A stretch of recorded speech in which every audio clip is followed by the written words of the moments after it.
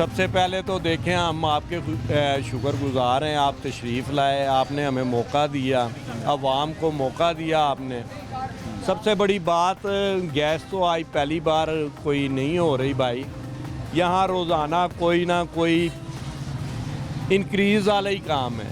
अगर कुछ कम हो रहा है तो इंसान की उम्र कम हो रही है पाकिस्तान में। तो बाकी गैस, इससे पहले आप पेट्रोल को किस किस को रोएंगे आप? पेट्रोल सस्ता कर दिया।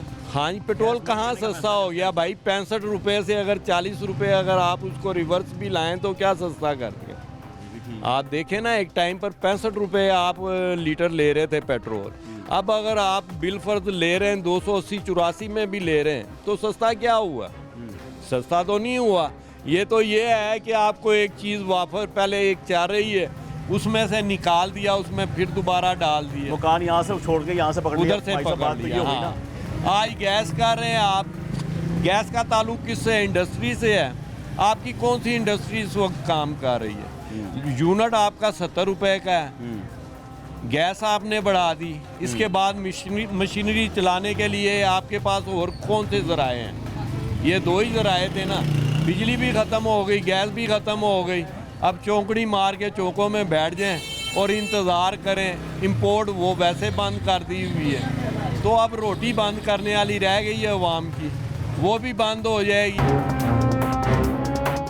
ज़राअत है वो भी बंद है हमारी। तो ऐसा मियाँ साहब से उम्मीदें नहीं है? मियाँ साहब आ गए, वो कह रहे हैं मैं सब कुछ ठीक कर दूंगा। सर जी, मियाँ साहब से हम कितनी उम्मीद रख लेंगे? मियाँ साहब क्या करेंगे? 300 रुपये पेट्रोल वाला दोबारा 70 रुपये में ले आएंगे?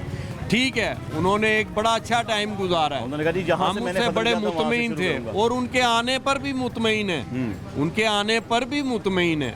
क्या मियाँ साहब इसको दोबारा उसी पोजीशन में ले आएंगे जिस पोजीशन से उन्होंने छोड़ा था? हाँ, ये सवाल है। उस वक्त पेट्रोल का क्या रेट था? जब 65 रुपये लीटर था। गैस का क्या रेट था? गैस का आप हिसाब लगाए ना कि जब एक आम घर का बिल जो सा था 70-80 रुपये आ रहा था, बस ये बिल आता। अगर आप 200% बढ़ा रहे हैं, जो बिल आ रहा है इस वक्त 1000, 2000 का 6000 पर चला गया। मियाँ साहब बेचारे अकेले क्या कर लेंगे? 20 करोड़ अवाम है। मियाँ साहब के साथ टीम है उनकी, MP MLA की, मुशीरों की, टीम बेशक है। खसूसियों की, बेशुमार रश लगा होता है उनके इर्द गिर्द दरबार में। मियाँ साहब के पास टीम तो है। हाँ जी। मियाँ साहब कितनी की टीमें सही करेंगे? टीमें भी खराब है। हिसाब लगाए ना आप, ठीक हो गया भाई पूरा माशरा बिगड़ा हुआ है। हाँ। अब मियाँ साहब ने पूरा माशरा तो नहीं उसको कवर कर लेंगे। हाँ, उनसे उम्मीद है। देखें, ये वो फैमिली है जिसने पाकिस्तान का नक्शा चेंज किया, अल्हम्दुलिल्लाह। आप देखें कि सबसे अहम ताल्लुक जो सा होता है ना, वो आपका होता है, ये आप कह लें सड़कों से। जहाँ सड़कों का जिस मुल्क में जाल होगा ना, उसके तरक्की के 80% चांस हो जाते। ये तो उसी सूरत में होता है ना कि जाहिर बात है आपने ट्रांसपोर्ट का इस्तेमाल करना है, यहाँ से वहाँ जाना है, हाँ। लेकिन तभी होगा ना जब मामला चल रहे होंगे। जैसे हाँ अभी आप ही ने बात की, इंडस्ट्रियाँ बंद है। हाँ जी। अब आपको फैसलाबाद जाना पड़े, हाँ जी। जाल को मैंने क्या करना है अगर वहाँ पे इंडस्ट्री बंद पड़ी भी? आई साहब, वही तो मैं कह रहा हूँ कि मेन आप पेट्रोल भी महंगा हो रहा है, आपकी गैस भी महंगी हो रही है, आपके जरिया माज दो हैं। हाँ जी। एक गैस के थ्रू आप अपनी मशीनरी चला सकते हैं, एक आप बिजली के थ्रू चला सकते हैं। बिजली भी आपकी स्टॉप है, 70 रुपये का यूनिट, आप मशीनरी क्या चलाएंगे? मैंने जब काम स्टार्ट किया था, चाइना की स्याही जो सी थी 45 रुपये पौंड थी, आज वो 1300 रुपये पौंड है। जब प्रिंटिंग का रेट 90 रुपीज़ था, अब प्रिंटिंग का 120 रेट है पर कलर।